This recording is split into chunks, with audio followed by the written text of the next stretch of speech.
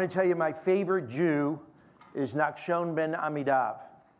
Nachshon ben Amidav is the dude who, when Moses is standing on the edge of the Sea of Reeds, holding his hands up praying, Nachshon walks into the water. And it's not until it gets up to his nostrils that the water parts. And he teaches us the object lesson that faith alone is not enough, but faith coupled with action is what is important.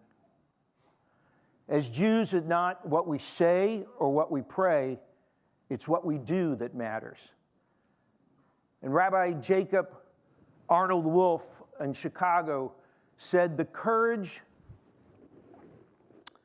our convictions become concrete when we convert them into conduct. I was an associate rabbi in 1991. I'd been here for 5 years, and I had the great opportunity to work with our confirmands, and I wanted them to be able to understand what our Yom Kippur liturgy says. It says you should clothe the naked, feed the hungry, and take care of the widow and the orphan. So I wanted them to be able to have hands-on experience. So twice a year in the spring and in the fall and the spring, I would organize mitzvah nights. Now remember, back in my day, we had 120 to 130 in our confirmation classes. So it was not an easy task on a Tuesday night to schlep them all over the city to find things for them to do. And in fact, it was on the second round where I agreed that it was just too much to do, and I went to the Social Justice Committee. Joan Greenbaum was there, some other people, Susan Harris was there, and others. And I asked if I could get funds to create a mitzvah day. I made a deal with the kids. If they would give up 2 Tuesday nights, which we used to meet on Tuesday nights, I would give them the 2 Tuesday nights off if they would give me 1 Sunday. And it worked.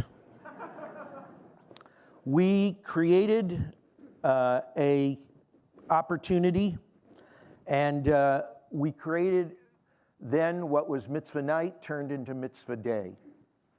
And there are people here, Diane Charnas, Linda Youngentab, Nancy Schoenfeld, Debbie Wolf, who were all part of that first effort.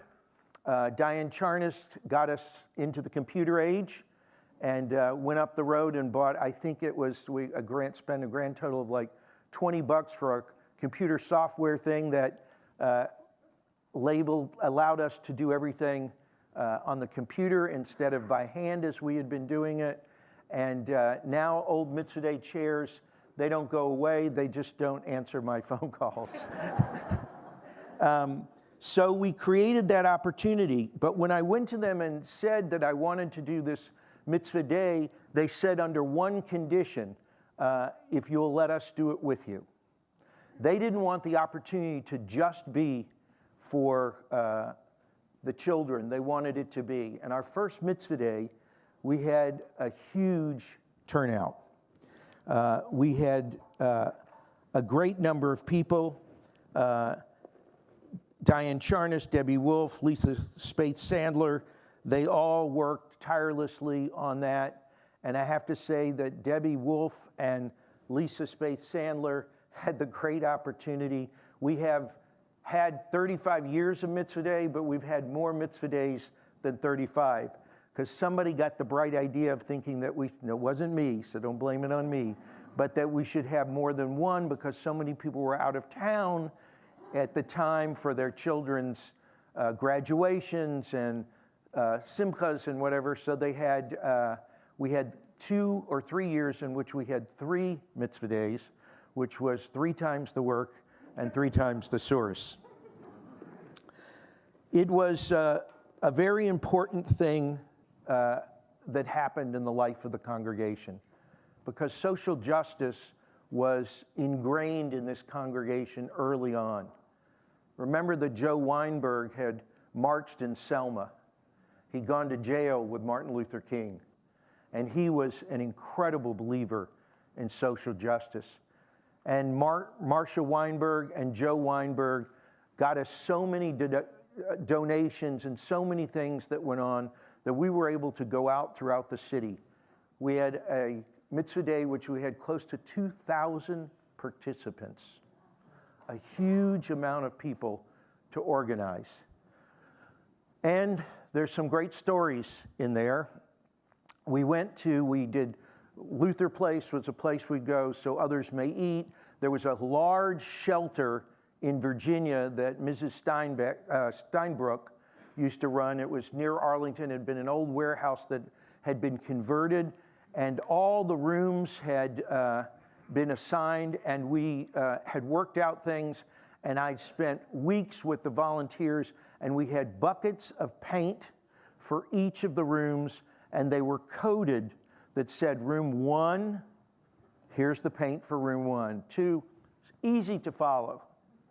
2 past presidents were who were there as the captains, Stuart Bindeman and Richard Young.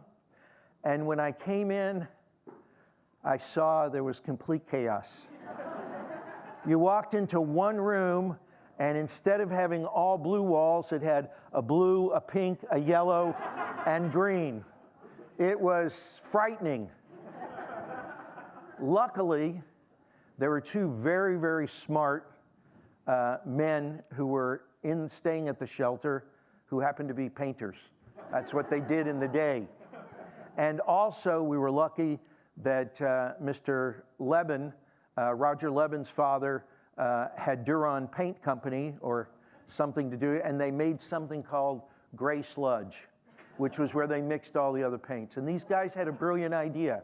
They went back in and they painted the lower half of every room that gray. Then they went back and painted a rainbow stripe all the way around. It looked like we had designed it from the get-go. That type of innovation and that type of shifting in a moment was something that was innate in the congregation's DNA. Being able to respond to the needs and respond to this situation. And I think that it's been a great blessing for this congregation that Mitzvah Day has created an opportunity for our children to know firsthand what it is to do God's work and to have our hands become God's hands. Another favorite story of mine is when the Baal Shem Tov came and asked everybody in his group what was the distance between east and west.